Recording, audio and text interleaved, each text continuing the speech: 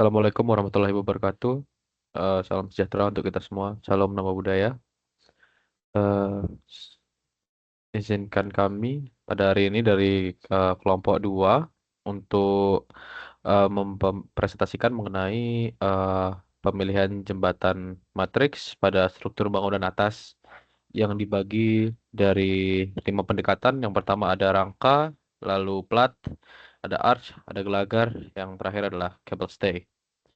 Eh, Baik, pertama-tama kita mulai dari rangka terlebih dahulu. Tuh, Theo, boleh di zoom.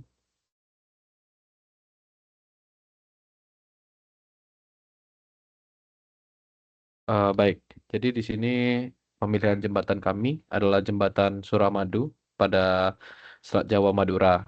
Pada bagian rangka, di sini kami eh, menganalisa dari panjang bentang, total panjang jembatan, panjang gelagar, bahan, kondisi lapangan, waktu pelaksanaan, kemudahan pelaksanaan, teknologi, estetika, biaya, dan terakhir akses pemeliharaan.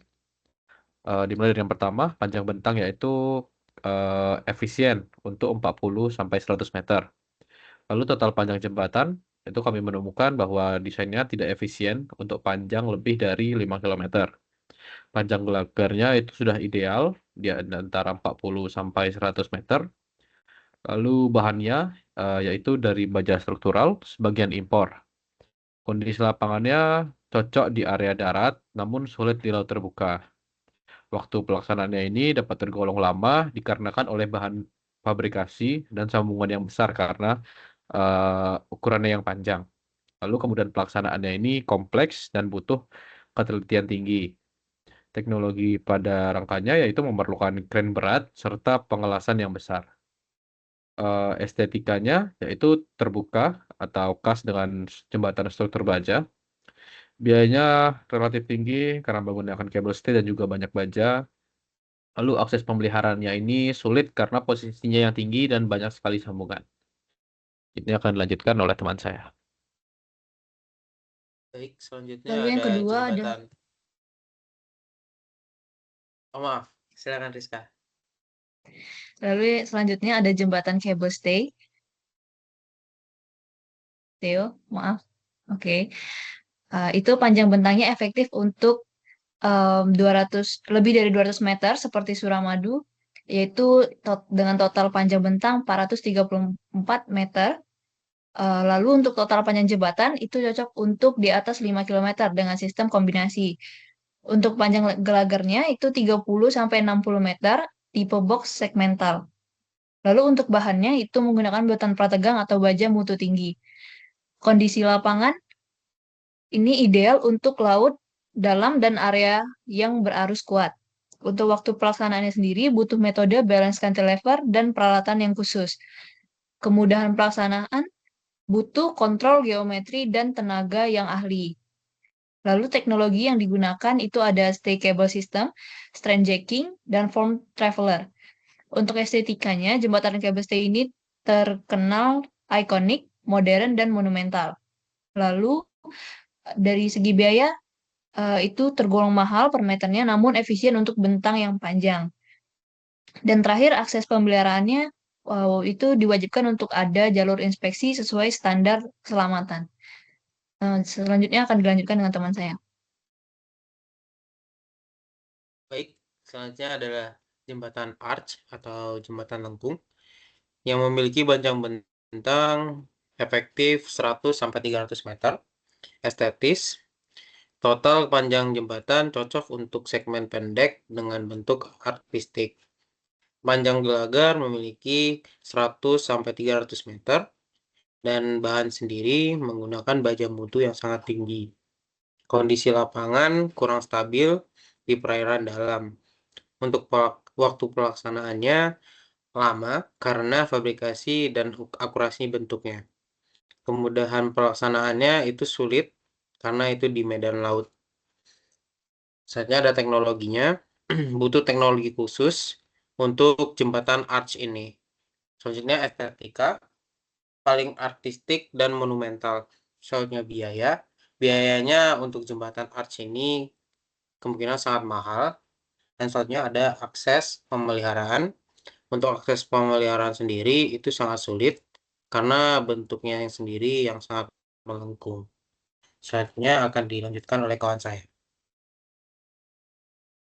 Oke, selanjutnya itu ada jembatan plat atau slab bridge. Untuk panjang bentangnya dia efektif di panjang yang kurang dari 16 meter. Untuk total panjang jembatan dia tidak sesuai untuk bentang yang panjang. Untuk panjang gelagar kurang dari 16 meter. Bahan yang digunakan itu beton bertulang lokal. Untuk kondisi lapangan cocok untuk jembatan darat kecil. Serta waktu pelaksanaannya dia cepat dan efisien. Kemudian pelaksanaan mudah serta cocok untuk proyek kecil. Teknologi yang digunakan bisa terbilang sederhana dari segi estetika, minimalis dan fungsional. Untuk biaya sendiri bisa dibilang murah, serta asas pemeliharaan bisa dibilang mudah dilakukan. Selanjutnya akan dijelaskan oleh teman saya.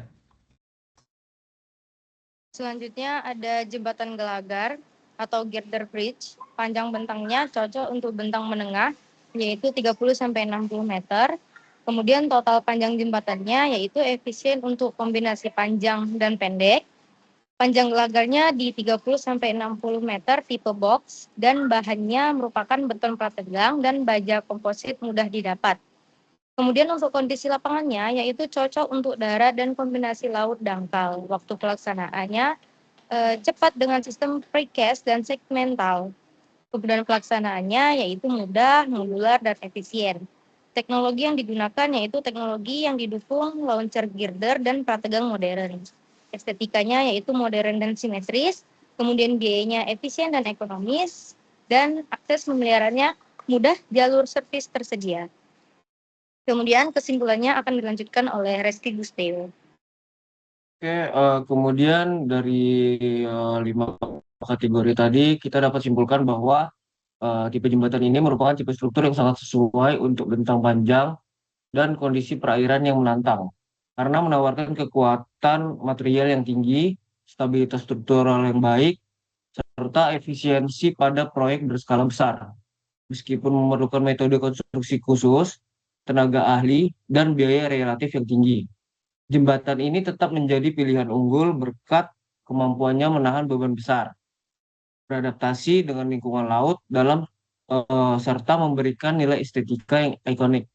Dengan pemeliharaan yang terstandar, jembatan ini mampu memberikan umur layanan yang panjang dan kinerja yang optimal sehingga layak diterapkan pada proyek-proyek strategis seperti penghubung antar pulau. Oke, selanjutnya saya kembalikan ke Ben. Baik, terima kasih.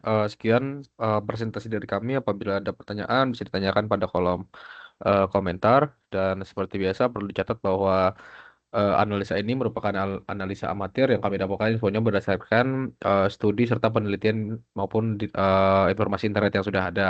Jadi jika ingin memakai informasi dari poster ini untuk studi yang lain, maka kami sarankan untuk ada perlunya studi lebih lanjut lagi. Sekian, terima kasih.